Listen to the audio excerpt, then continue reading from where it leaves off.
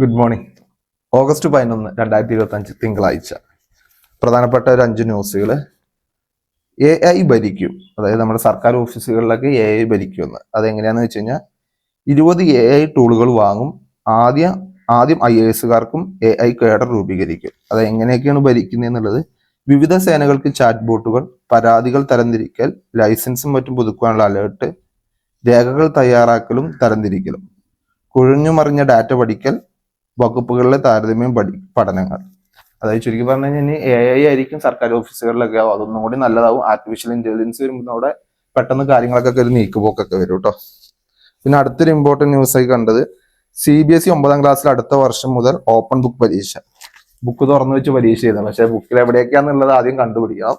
അതായത് അത്യാവശ്യം പഠിക്കുന്നവർക്കൊക്കെ തന്നെ പറ്റുള്ളൂ, അത്ര സിമ്പിൾ ഒന്നും അല്ല കേട്ടോ. രാഹുലിന് തിരഞ്ഞെടുപ്പ് കമ്മീഷന്റെ നോട്ടീസ്, തെളിവുകൾ നൽകണം.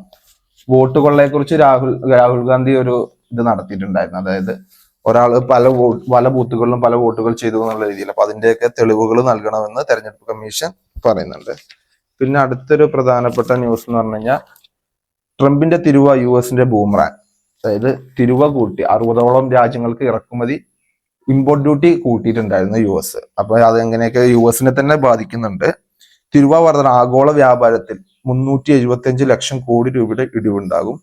US തൊഴിലില്ലായ്മ ഉയരും, വിലക്കയറ്റം രൂക്ഷം. ഇപ്പൊ തന്നെ അവിടെ പല പ്രൊഡക്ട്സിനും വില കൂടിയിട്ടുണ്ട്. US തന്നെ ബാധിക്കുന്നുണ്ട്. മിക്കവാറും എനിക്ക് വന്ന കുറച്ച് കഴിയുമ്പോഴേക്ക് ആ തിരുവയൊക്കെ ഇന്ത്യയെയും ബാധിച്ചിട്ടുണ്ട്. ഇന്ത്യയുടെ എക്സ്പോർട്ടിനെയൊക്കെ അത് ബാധിച്ചിട്ടുണ്ട്. നമ്മൾ എക്സ്പോർട്ട് ചെയ്യുമ്പോൾ കൂടുതൽ പൈസ കൊടുക്കേണ്ടയും കാര്യങ്ങളും വരുന്നുണ്ട്. അപ്പൊ അതിനൊക്കെ ബാധിച്ചിട്ടുണ്ട്.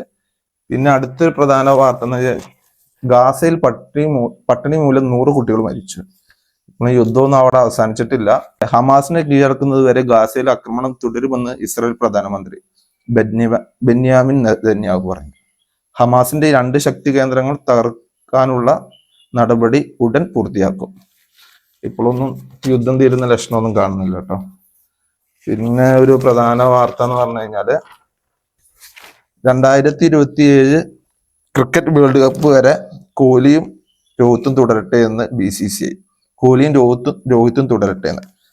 ഇതിനു മുന്നേ അവർ പെട്ടെന്ന് തന്നെ പടിയിറങ്ങും എന്നുള്ള രീതിയിലൊക്കെ ന്യൂസുകളും കാര്യങ്ങളൊക്കെ വന്നിട്ടുണ്ടായിരുന്നു. പക്ഷെ അടുത്ത വേൾഡ് കപ്പ് വരെ അവരെന്തായാലും കണ്ടിന്യൂ ചെയ്യും. ഇതൊക്കെയാണ് ഇന്നത്തെ പ്രധാനപ്പെട്ട വാർത്തകൾ. എല്ലാവർക്കും ഒരു നല്ല ദിനം ആശംസിക്കുന്നു.